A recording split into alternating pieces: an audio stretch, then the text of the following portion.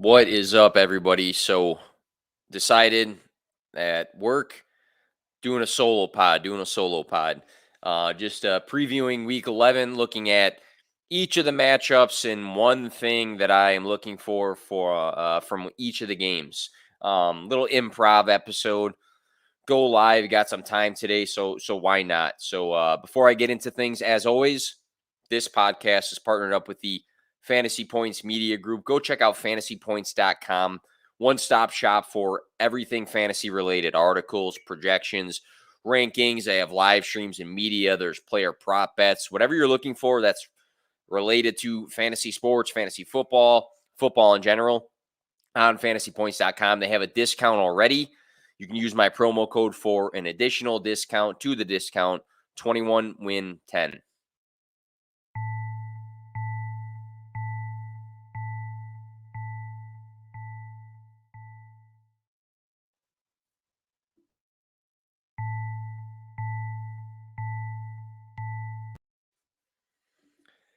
And as I said before, heading into week 11, you're going to look into each of the games here. And the first game we have up will be the Bears versus the Ravens. But let's throw that intro video out there while we wait.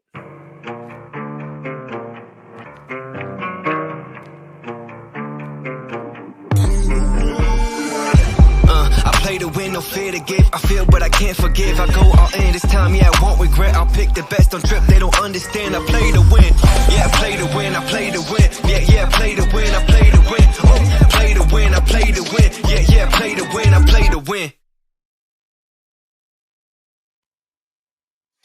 All right, if you're joining me right now, again, going through each of the matchups for week 11, and one thing from each team that I'm looking for. So, might go off on little rants for each team. I'll get the screen shared. Oh, by the way, new background. Kind of looking badass. Shout out to my guy Nate who bought me the purple here, but upgraded the background here. Let me get the screen shared.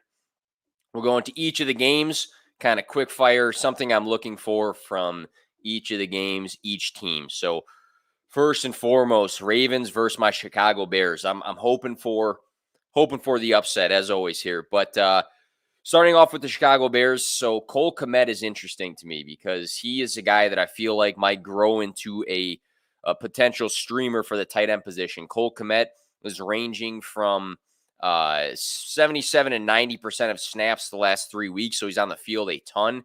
Last game was very, very intriguing. 6 catches on 8 targets for 87 receiving yards, 14.7 fantasy points, which was solid if you had him for whatever reason in maybe a deeper league. That's a good week for a tight end.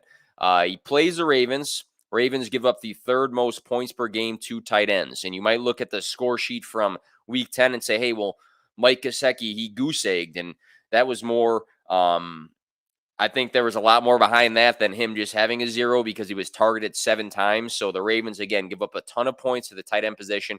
Cole Komet's growing in his offense. He's getting a lot more looks. He's getting connected with Justin Fields. 6, 6, and 8 targets the last 3 games.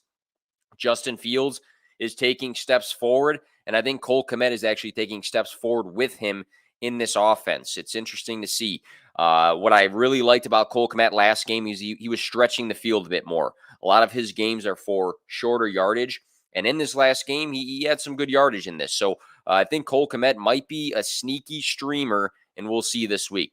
On the other side of the ball, one guy I want to talk about that I've talked about too much this week already, but it must not be reaching enough people because still on ESPN, I'm pretty sure he's still under 50%, 45.2% rostered on ESPN. I have to keep talking about Rashad Baiman until he's over that mark. Marquis Brown is actually, I think, dealing with an injury right now. So that's something to keep your eye on, which might make his snap percentage go up if Marquis Brown was to miss this game. But Rashad Baiman, he was dealing with some sort of illness, I think, in the last practice. I think he should be good. Lamar Jackson has the same thing going on. It might be 2 separate ones. Somebody was making a joke about it being, Chipotle incidents or something along those lines. But Rashad Baiman is another guy growing in this offense. He had 2 games of 6 targets in his first 2 NFL games, and then he had 2 games of 8 targets as well. He keeps growing. The 55% of snaps last game, I feel like that really needs to take a jump forward, get Sammy Watkins off the field. Mike Clay himself was talking about Rashad Bateman and Hollywood Brown on their show for ESPN today. He was noting how Chicago struggles with the wide receiver position. So I think Rashad Bateman, a guy who keeps getting a little bit better each week, and even just watching the guy play, he looks really good. I think Rashad Bateman is going to be very interesting in this game, and I think he's a guy that if you have him, I'm playing him against Chicago's, who, again, struggles with the wide receiver position, especially in the fantasy world here. Jump over to the next game. So, not a huge fan of talking about either one of these teams, but I guess as a Chicago Bears fan, I have to when it comes to the fantasy sports world. But I am curious to see for the Green Bay Packers who steps up for them as a pass catcher beyond, obviously, Devontae Adams. You know, Tunyon was out of the mix after week 8. Now we have Aaron Jones, who's had 4+ catches in 60% of his games. He's out of the mix as well. You know, Devontae Adams has had 25 targets in the last 2 games. That's a lot of work there. Who else is going to step up? That's what I'm going to be looking for in this game. You know, MVS back-to-back games with under 6 fantasy points and 4 total targets in those games. Nothing crazy there. Cobb, 9 targets the last 2 games, but both of those were under 9 fantasy points. Nothing spectacular there. And then we look at the two tight ends, DeGuara and Mercedes Lewis combined for 11 targets the last 3 weeks. So nothing that stands out for them either. The one guy I'm actually interested in looking at, not that I'm rushing to pick him up or anything like that, but Allen Lazar, just because Allen Lazard and Aaron Rodgers have had a connection sporadically that's always been broken up by something this season and last season. So Allen Lazard, we've seen the connection. We've seen some decent fantasy games out of him. 4 targets last week. I think he's been a bit banged up as well. So I'm curious for the Packers to see if this guy steps up with his usage and is efficient with whatever he gets for this offense. Obviously, A.J. Dillon stepping in. A lot of people have been talking about him. Maybe he'll be used a bit more in the passing game, but I want to see who else kind of steps up in this offense. Then on the flip side with the Vikings, another tight end I want to talk about, Tyler Conklin, 16.1 fantasy points last game on 2 touchdowns. 11 yards receiving, which is the odd part of it because I think he only caught 3 passes, so all of his looks seem to be in the red zone. But 5 targets last game, but the previous 2 were 7. So this guy is being targeted a decent amount for the Minnesota Vikings here, and that's something you really want to look for the tight end position. He's only rostered right now in 42.3% of ESPN leagues. I am going to be curious to see if this guy has another good game after that 16.1 outing, if the conversation is going to be that he's a must-pick-up player and maybe a guy that you can weekly start with some confidence. I think there's a few tight ends recently that are in that conversation. I'll probably mention another one in a little bit here, but Tyler Conklin, if he has another big week, might be in that conversation for a guy that you can weekly start now, depending obviously on who you've been dealing with this season already. Let's get to the next game on the list. Colts versus the Bills. So what I'm looking for in this game, the Bills are allowing the least fantasy points per game to wide receivers. And a guy that stands out, obviously, for the Colts is Michael Pittman Jr., wide receiver 7 on the year. He had a hot streak from week 7 through 9. He was the wide receiver 2 during that 3-game span. He averaged 22.8, so he was on absolute fire.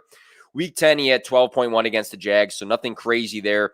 The matchup looked good, I guess, on paper because we perceive them as an easier team. But Michael Pittman Jr. facing a great defense against wide receivers, I think this is a good statement game for him because I still feel like he doesn't get enough love in comparison to the CeeDee Lambs and the Justin Jeffersons and the A.J. Browns and DK Metcalfs of the world. And I'm not saying that he is the same talent, but he's been producing higher than some of these other guys this season. I mean, it's evident by him being the wide receiver 7 right now.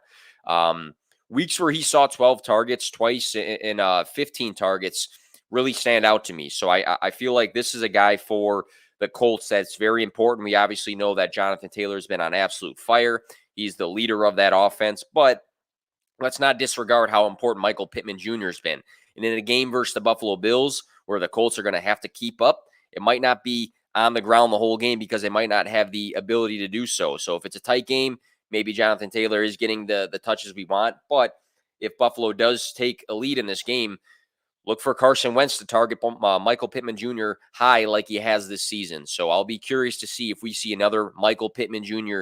day where he's targeted over 10 times. And if so, can he produce against his Buffalo defense? Other side of the ball, Stefan Diggs. I talked about him earlier this week. I'm hoping that this Jets game was the turning point for his season. Not that he's had a bad season. I'm just a little bit stingy because I was one of those guys that had him as a top 2 wide receiver in the league before the season started. So Stefan Diggs, wide receiver 12 right now. You say, well, that's not bad. It's just a little bit outside of the expectation that there was for him. 8 catches on 13 targets last game for 162 receiving yards and a touchdown, 30.2 fantasy points. That's what we're looking for out of Stefan Diggs. That's what I was looking for from the beginning of the year. Not that he's been a dud. He just hasn't really lived up to that expectation just yet. But could this have been the turning point for him, that huge game? Does Buffalo realize, like, we got to get this guy going, our best receiver on the field? They spread out the ball a little bit more this season, it feels like. I mean, he's getting his, but we also see Cole Beasley, Emmanuel Sanders. We see Gabriel Davis as well randomly get 3 catches and a touchdown. So looking at last season, weeks 1 through 10, he was the wide receiver 1, Stefan Diggs, and again, wide receiver 12. So looking to see if he can up the games where he's having these high yardage outputs and he's having these big 20-plus point fantasy days. I'm hoping that Jets game was the turning point we are all looking for Stefan Diggs to be a top 3 wide receiver, hopefully again. Will he hit that margin? Not sure, but we want to see these big games like he did last week versus the Jets. And next on the list, the Lions versus the Browns. And it's looking like right now that the Lions are going to be without Jared Goff, which a lot of people can hate on Jared Goff, but I guarantee that the backup is not as good as Jared Goff. So this is going to complicate the game even more. I will right now say, just because I always have to, Deandre Swift, RB5. Not going to be like one of those guys that said, I told you so, but a lot of content I produced at the beginning of the season or at the very end of preseason was regarding Deandre Swift, who I've been massively high on since he entered the draft. I really have been a fan of this guy, and I love what he's done so far this season. But that is beyond the point. I just have to always throw that RB5 mark out there for all the guys that doubted this guy. My question is, who can we trust for the Detroit Lions outside of Deandre Swift? Because even with the backup quarterback, I feel like the dump-offs are going to be there. I feel like he'll get enough touches to be fantasy relevant, even against the Cleveland Browns, who have a good defense. But who else can we trust? You know, TJ Hawkinson, tight end 6 on the year.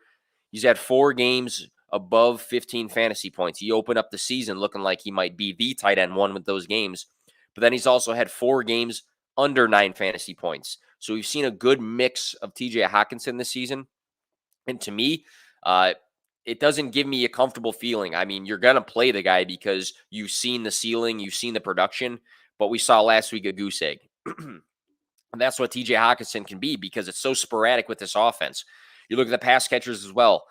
Amon-Ra St. Brown has had 2 games with 8 targets and a 7-target game, and last week a 6-target game, but is floated around that 10 to 13 fantasy point week games. So, I mean, what's the upside there? The targets are there at times, but we haven't really seen these big games out of St. Brown like we thought he might have had the ability to do so just because he's stepping into target volume. Khalif Raymond, another guy, he's had some decent targeted games too. His best games have been 12.8, 19.6, and 17.6 games, but he's had plenty of games under 9 fantasy points. And now we have a backup quarterback playing. So who outside of DeAndre Swift can we even trust in this Lions offense? Is anybody going to step up this week?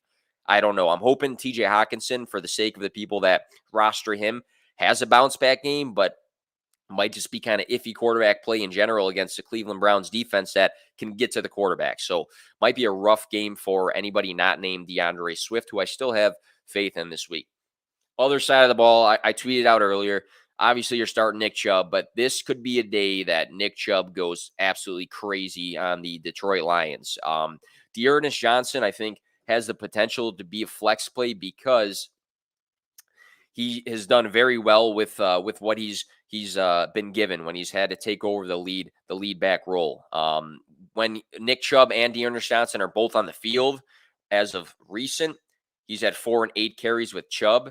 He's had 19 without him in the last game. So seeing that Detroit might not keep up with the Browns in this one, if they do go ahead by a ton, I don't see them overutilizing Nick Chubb. But I will say Nick Chubb's got every potential to be one of the best, if not the best running back in this week. 6 out of 7 games played this year, 83 plus rushing yards. 3 games of 100 plus rushing yards. He's had 6 rushing touchdowns in 7 games, 22 plus fantasy points 3 times now in 7 games.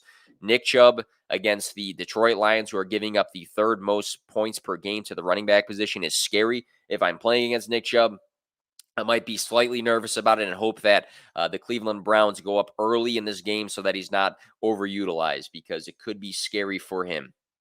I guess, he's coming off the COVID list too, and there's been some talk about conditioning and how he's going to be following that. So that's something to pay attention to as well. But I would be very optimistic about Nick Chubb. Next on the slate, Washington versus the Panthers. So what am I looking for out of this game? Antonio Gibson. Can we trust Gibson? Can he be a weekly starter now? If you have him, you're probably playing him. He had a really good game last week for fantasy points.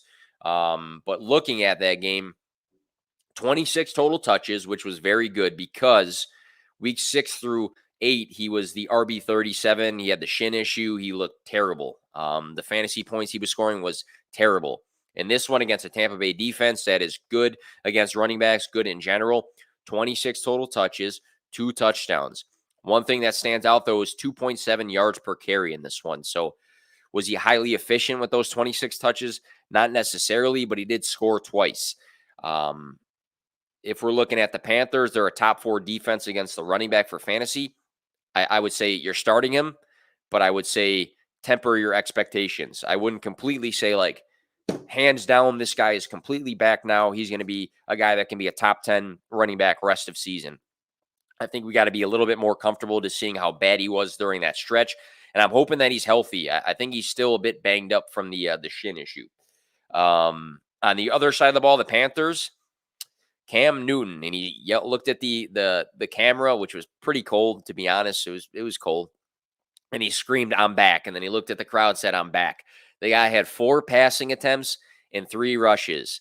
So that accounts for seven opportunities, I guess. And that resulted in 2 touchdowns and 11.72 fantasy points. So 4 passing attempts, 3 rushes, 2 touchdowns. The math there is crazy. If we look at Cam last season with the Patriots, 6 games over 20 fantasy points, and he had limited weapons. Now he's on a team, obviously, with one of the best, if not the best, running backs in football in Christian McCaffrey, DJ Moore, Robbie Anderson, who he gave some looks to. I think he's got every opportunity to be a streamer this week against Washington. This is a game that I think if you're really looking for a quarterback, your quarterback's got a tough matchup. It's really roster dependent, but if you're a guy that streams, there's some people in redraft leagues that they stream every single week. I think Cam Newton's a good stream. I'm really curious in this one, though, to see what DJ Moore looks like, because we all know how hot DJ Moore started the season and how cold he's been as of late. So, again, Cam Newton, streamer. DJ Moore, very curious. Is he going to have a good week? Is he going to get a ton of looks? Is a lot of the passing game going to be short?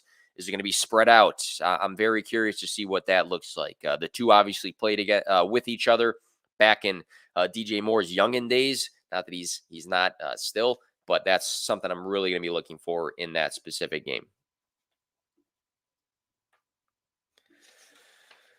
All right, Texans versus the Titans. Texans versus the Titans. What I'm looking for in this game, what I'm predicting. One thing that stands out to me, one of my preseason my guys, one guy I was pounding the table for because his ADP was terrible, and he's produced pretty well this season so far. Brandon Cooks. So the Titans give up the most fantasy points per game to wide receivers. Not a top 3 against wide receivers, not top 5 in terms of what the other team can do against the Titans. Number 1, they give up the most points to wide receivers. Brandon Cooks, week 1, 18.2. Week 2, 22.8. Week 3, 20.7. Week 6, 17.9. Week 8, 20.3. Brandon Cooks had 14 targets last game with Tyrod Taylor. Everything is pointing in the direction that Brandon Cooks can have a really, really good game this week. And we know that the Houston Texans are not going to be a team that's going to run the ball 25 times or anything like that against the Tennessee Titans, who are red hot in the NFL. I think that this is going to be a very, very good game for Brandon Cooks. He's one of my starts of the week. Probably drop a video at some point about that. But man, if you have Brandon Cooks, I'd be very excited about him this week, especially seeing 14 targets last game. That's outrageous. Other side of the ball, no McNichols for the Tennessee Titans. And Adrian Peterson, although, he scored in his first game back, coming out of retirement, if he was retired. No Jeremy McNichols, and it looks like Donta Foreman's going to be the guy. So Foreman had the most carries last week for the Tennessee Titans. His projections, I keep looking at them for ESPN leagues. His projections keep going up steadily. It was at 11, I think, this morning, and now it's at like 12.6 or something along those lines. Let me see if I have it in front of me. Yeah, Foreman projected 12.6. So his projections for this week continue to go up. I think this is going to be a guy that will get enough touches this week that if you are desperate for the running back position, you have a guy that's injured, you have a guy in a bye week, you're just really not deep in the running back position in general, Foreman might be a good plug-in and play. He had 2 catches last game as well, and with McNichols out of the picture, who typically is the pass catcher for the Titans as far as the backs go, he might, have a game where he rushes the ball for 14 times and then he has 4 catches. And with that sort of amount of work, he might be a good stream for the week if you need a guy to plug in. So Foreman, I have some optimism for in this game, especially if the Titans, again, go up against the Texans and it's not super competitive. We've seen the Texans actually be competitive in some games with Tyrod Taylor early on in the season.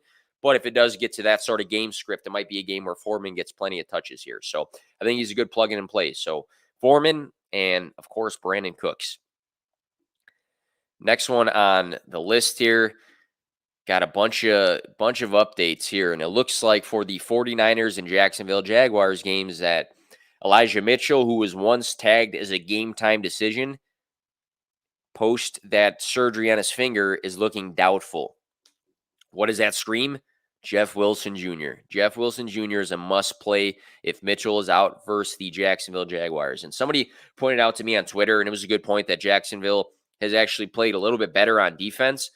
But in my opinion, this is not going to be a game that's going to be a 3-quarter game. I think come halftime, we might be seeing a game that stretches the 49ers, the 4-5 49ers, who, on paper don't look great.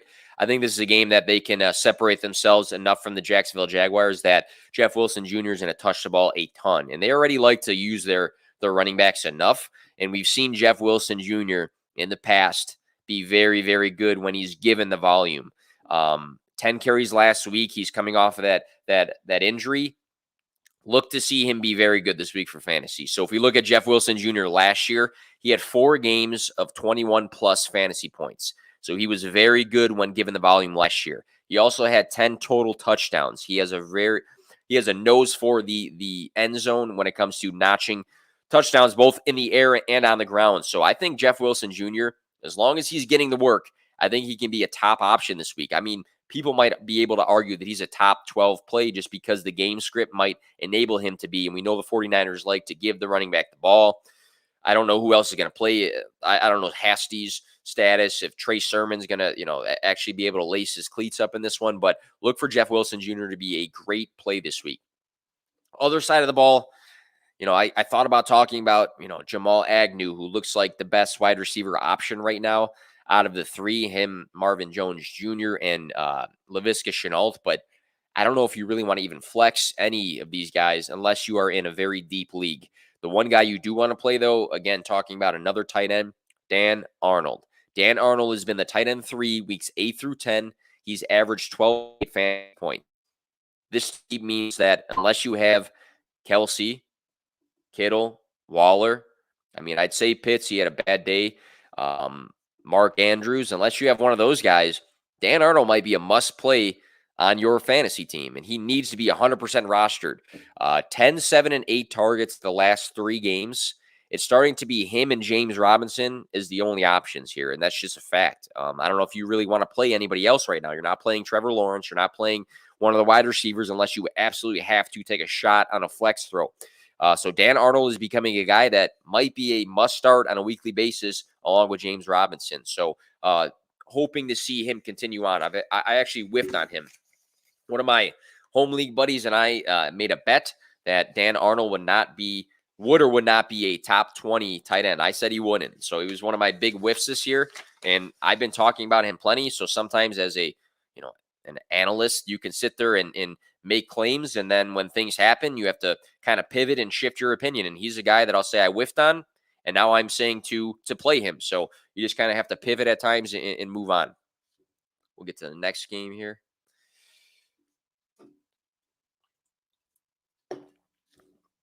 Usually with a co-host, I get, breaks from talking, but I'm just rambling here. It's all good. All right, next one on the list here, Miami Dolphins versus the Jets. I think Tua is a good stream for the Dolphins, but I don't want to talk about Tua. I'm actually going to talk about the Miami Dolphins defense, and some people might say, well, my league doesn't have defenses, but a lot of leagues do. I think your average casual home league or work league, fantasy football league has defenses, and the Miami defense has been great the last 2 weeks. They're 57.3% rostered, so if you're in a league that's not super active, or you are in a league that people draft their defenses and they stick with them for the rest of the year and they drop them when they are on buys, they might be available. I mean, it's over 40% of leagues. But last week against Houston, 3 interceptions, 5 sacks, only 9 points against, 18 points for fantasy. Against Baltimore, who we regard as a good offense, they had a defensive or special teams touchdown, 1 interception, 4 sacks, and only 10 points against, 17 points. They've been the best defense in leagues that play defenses over the last 2 games. Now look at the rest of their schedule here, or at least the games coming up. New York Jets this week. Carolina, which we are not entirely sure how that's going to look the week after. Then the Giants, then they have a bye, and then the Jets again. So again, Miami's defense. Jets, Carolina, Giants, bye, Jets. They are great right now. I'm rolling with them. I try to get them in every single league that I have that has defenses because they were actually available in a ton of leagues. And they've been great. So I'm hoping that they continue moving forward because they were really good last year, and then they opened up the season pretty slow. Other side of the ball, if I went on a podcast and I didn't talk about Elijah Moore, it would be a crime. So Elijah Moore, week 7 through 10, is the wide receiver 7. And people will say, well, Crowder's out there and Corey Davis looks pretty good now that he's healthy. Numbers don't lie. Wide receiver 7, week 7 through 10. That's following the bye. So sometimes the bye does some people some justice. Corey Davis and Jameson Crowder did see more snaps. I will say that in the last game. But week 7 through 10, there's a lot of good signs for him. He's had 6 target games in all besides week 9 because he had 8 targets. He had 3 touchdowns in the last 2 games, 1 from Joe Flacco, who is now starting and actually might be a better option for Elijah Moore managers than Zach Wilson. Might be a hot take, but until we see differently, maybe Flacco is the better option if you want to roster and play Elijah Moore. I think he's got a shot at being a flex play. I think that there's a chance that the organization sees what we see and sees that we have a young wide receiver balling out right now. We got a rookie wide receiver balling out that they took a second-round pick on. And seeing how hot he's been, I wouldn't be surprised if they make it a point to feed him. I mean, you want this guy to develop. You want this guy to grow as an NFL player. And how do you grow in literally any sport? Game experience. I say that all the time to my varsity soccer guys. Like it's a thing. It's a thing. Game experience makes any sort of athletes a better athlete. So I think that him being on the field and doing well right now, I think is encouraging. And I think that the staff might make it a point that he keeps getting touches. So Elijah Moore, it kind of depends on what your roster looks like, but there's a shot that he could be a flex play this week if he keeps going with the rate that he's been playing. The touchdown saved them last week, but at the same time, against Miami, Joe Flacco, I think I might trust his efficiency as a passer a little bit more than some other guys. So kind of is what it is with that. But I love what Elijah Moore's done, especially in dynasty leagues. It's probably too late now, but man, that would have been a good buy low before the buy. All right, Saints, Eagles, as we get down this list, still in the 12 o'clock games. We got a lot of 12 o'clock games tomorrow. So Devonta Smith, wide receiver 25 on the year. If we want to talk about consistency, he's had back-to-back games with exactly 22.6 on the dot to the decimal point, fantasy points, 3 touchdowns in those 2 games. What I'm going to be looking for is, can the rookie keep this going? Because we know that the Saints have a good defense. I mean, they typically have a good defense. We all, everybody's throwing around all the time the Marshawn Lattimore coverage. And not to say that he's going to be, man marking Devonta Smith the entire game. I don't know how that's going to look, but his name's always thrown around when it comes to wide receiver matchups. So with the Eagles, can they continue to keep this guy hot right now? Again, back-to-back weeks, 22.6 fantasy points. That has been great if you have him on your team. Here is a good matchup. Here is a good test for Devonta Smith if you can keep it going in this one. On the other side, one thing I'm going to be looking at, and I know, I should be talking about Mark Ingram because it looks like Mark Ingram is going to be the starter for this one again with no Alvin Kamara. I'm pretty sure that's what it's looking like. If you have Mark Ingram, you're playing him. He did really well with his volume last week. The offensive line is good. He's a good plug-in-and-play guy. Good if you hung on to him or picked him up off of waivers. But keep an eye out for Adam Troutman, who a lot of us really, really had some interest in at the beginning of the year. He's been a dud for fantasy so far because he's been the tight end 38, which is unplayable. But with Trevor Siemian at quarterback, the last 3 games, 6, 7, and 6 targets. So again, for the tight end position, what I primarily look for all the time is involvement in the offense. And how do you get involved in the offense? You get targeted. And, sometimes that doesn't equate to good fantasy weeks, but I think it's always a good telling sign if you are getting some consistent looks. So keep your eye on Adam Troutman. I'm not saying go plug and play him, but if you're in a super deep league, if you're in a 2 tight end league and you really are looking for a guy, maybe he's a guy that you can plug in. It just depends on the league, but curious to see what he does in this one. Now we finally get to the 3 o'clock games. Been ranting here about the noon ones. Bengals versus Raiders. My big question. Tyler Boyd. Very interesting because we've seen the ceiling this year, and maybe sometimes it's due to, the one game there was no T. Higgins, and, in other games he had increased opportunities due to some other situations. But we've seen the ceiling of 20.8 and 19.74 fantasy points just strictly looking at this year. We know Tyler Boyd in the past has been a reliable flex play, to say the least, but it's really been sporadic this year. I'm wondering if he's worth the flex play or not. I mean, the Raiders game, will Joe Burrow spread out the ball enough to make him a guy that you can trust in the flex spot? It's hard to tell. The targets have been up and down. He's had some games where the targets look really good, and then he's had other games like last game. I think he only had like 2 targets last game where it was terrible. So Tyler Boyd, I'm going to be looking to see what is his involvement in this Raiders game. Other side of the ball, Darren Waller. I'm waiting for the next Darren Waller game. I want to see the next, Darren Waller being Darren Waller game. I feel like we've had a few this season, but he's another guy that, he hasn't been bad. He hasn't been a bust necessarily, but he hasn't performed to the expectation that we had. He hasn't performed to the draft capital that some people had to take him at. Darren Waller, 16.2 in week 9, solid, 11 targets, 26.5 on 19 targets in week 1. Great. 15 points in week 4. Decent, pretty good. Plenty of meh games, though. Plenty of games, 6.4 to 11.5 in 5 games. Those weeks you're wondering, where is the Darren Waller that we expected? So if I'm looking at, what am I looking at out of this game? It's Darren Waller. Is he going to have a big Darren Waller game that we expect, or is he going to be mediocre in this 6 to 11 point range? Cincinnati's actually decent against the tight end, but he's not really a tight end. We don't, put him in that same category all the time. So seeing that he had a iffy week, he had a touchdown call back at him last week. I'm hoping that Derek Carr gets this guy going in this matchup. And I'm hoping that we see another Darren Waller to the expectation of Darren Waller in this one this week. Next one on the slate here, another one of the 3 o'clock games. Cowboys Chiefs, and we had the breaking news. Amari Cooper not going to play in this one. So what does that mean for the other guys? One thing I will say is Dalton Schultz he's been great at the beginning of the season, but the last 3 games, Dalton Schultz has been the tight end 40. He's averaging 5 points, 5 fantasy points in the last 3 games. Now that Amari Cooper's gone, I guess maybe that gives you some optimism.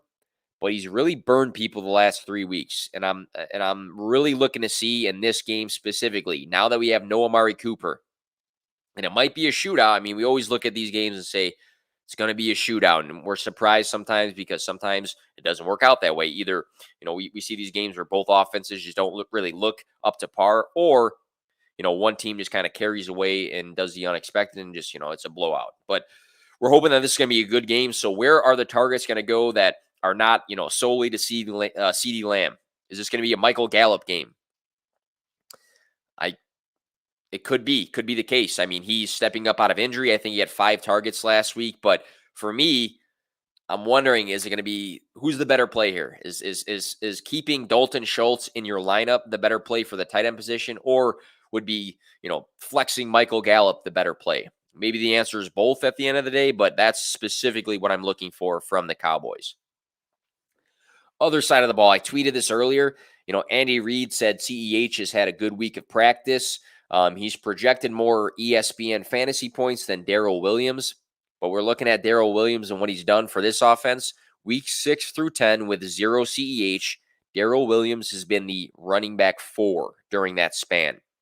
He's averaging 17.8 fantasy points during this span as well. He's been great. So what does that mean for the Chiefs' backfield? Does it go back? Some people who roster CEH are really hoping that he steps in and gets 70% of the snaps, and Williams just goes out, back into the shadows. Other people who roster Daryl Williams are really, pounding the table saying, this guy's been amazing. This guy's been great. Like, give him the ball. Keep giving him the ball. And then, I had comments with another person earlier who I think it was Spence from Twitter. And he said it just might mean that neither guy is really great for fantasy. And that might be the case too, where both guys are getting touches to the extent that neither guy is really a great play on a weekly basis. So what I'm looking for from this specific game is the Kansas City Chiefs. Who is the better play? Who is going to play? Who's going to get the more touches moving forward? Who's going to be the best play rest of season? Is either guy playable rest of season? Does Daryl Williams still have a role? Is CEH going to be healthy enough to get back on track to the few games that we saw of him being decent this year? All right. Next game on the slate, Cardinals Seahawks. So another bad breaking news, but Chris Carson going to have season-ending surgery for that neck. I posted the question because I don't really know the answer, but who is the running back to pick up and roster? I'm wondering for the Seahawks. I think Alex Collins. I thought he was hurt himself. See if I can pull that up really quick. Alex Collins. Maybe not. Maybe he's good to go. So it's going to be him. Travis Homer's a guy that's gotten touches in the backfield as well to a degree. Rashad Penny, I think, was a scratch last game, so that's not a great sign if you were banking on him. But that was big news. But going back to the topic, what I'm looking for in these games. So Kyler, I believe, is a game time decision. James Conner, 12 total touchdowns for him. ESPN reported Conner now has the 3rd most rushing scores through a player's first 10 games with a team in league history. That's amazing. That's amazing. James Conner been great lately. I think that he's going to get plenty of touches in this one. Eno Benjamin really wasn't super relevant at all last game, so it looks like he's going to get a bulk of the touches, and all James Conner has been doing for fantasy is score touchdowns. I also tweeted this out earlier on the other side of the ball. It was a terrible game for Russell Wilson last week. 20 for 40, and that's a 50% completion rate. Not very good. Not very good for for his efficiency. He also had two interceptions in this one, which is also not very good for his efficiency. But I dug deep. I went on my sleeper app. I'm looking through the game logs of Russell Wilson. The last time he went back-to-back weeks with under 15 fantasy points. So he had like 5.6 or something like that. The last time Russell Wilson went back-to-back weeks with under 15 fantasy points was the 2017 season in weeks 15 and 16. He had 13.58 and 14.62. So Mr. Unlimited does not do two bad games in a row too often. It's got to be a bounce back. It's got to be a bounce back game for him. I'm hoping that Seattle didn't rush him back too soon because sometimes when you do that for, again, any sport, it means that the player ends up missing more time somewhere down the road. But I'm hoping it's a bounce back. And if it's a bounce back for Russ, I'm hoping it's a bounce back for my guy DK. I know Tyler Lockett's a lot, a guy that can produce at a high level, but he's super up and down at times. And I'm hoping bounce back for Russ, bounce back for DK, and we don't have to worry about that. And again, Russell Wilson has not through his career had too many times where he's almost ever gone back-to-back weeks for the fantasy world, scoring under 15 fantasy points.